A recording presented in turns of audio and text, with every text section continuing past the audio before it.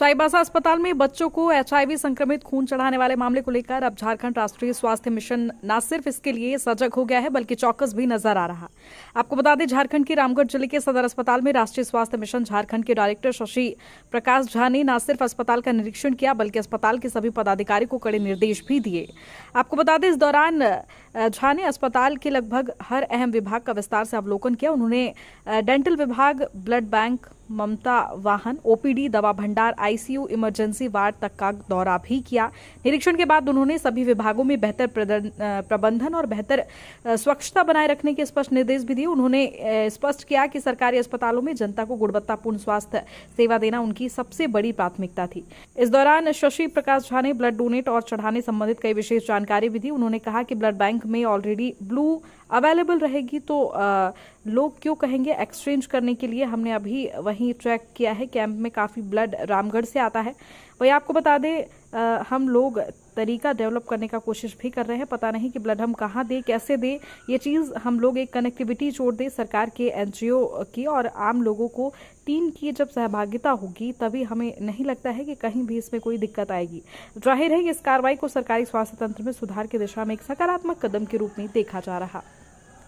Bank में आपने घूमा सर, जो घटना घटी उसके बाद आप लोग कितना एक्टिव है? लाइक अगर रामगढ़ में देखे, यहाँ सदर अस्पताल में क्या कुछ आपने देखिए, इसमें एक पहले अवेयरनेस के लिए हम लोग को काम करना होगा, मिलजुल के काम करना होगा। क्योंकि ब्लड बैंक में एक जो लोगों की मान्यता क्या होती है कि जब किसी को ब्लड की जरूरत होती है तो उसके परिजन बोलते हैं कि मैं अपना ब्लड देने के लिए तैयार हूँ और मुझे एक दे दीजिए, और उन्हें मिल भी जाता है। आप देख रहे हैं कि जहाँ जरूरत होती है उन्हें मिल जाता है। लेकिन ये प्रक्रिया बिल्कुल नियम विरुद्ध है कि जब उनको ज़रूरत पड़े तो उनको खोजना पड़े कि हम किन से ब्लड लें। ऐसा नहीं होता है।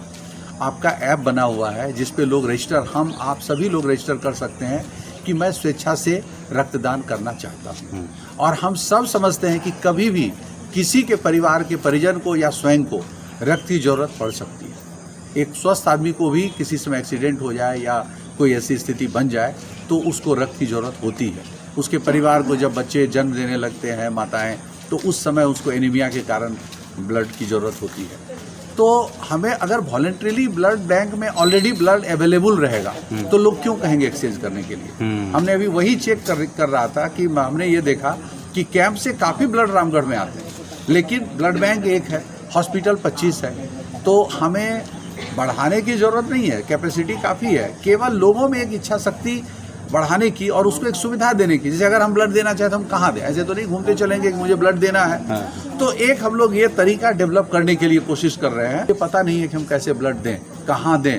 तो वो चीज़ अगर हम लोग एक कनेक्टिविटी जोड़ देंगे, सरकार की, एनजीओ की और आम लोगों की, तीनों की जब सहभागिता होगी तो हमें नहीं लगता है कि कहीं भी इसमें कोई दिक्कत आएगी। और रही बात टेक्निकलिटी की, तो उसमें जहाँ कहीं कोई कमियां दिखी है कि कोई नहीं है तो उस कमियों को पूरा किया जा रहा है। ठीक है, थैंक यू सर।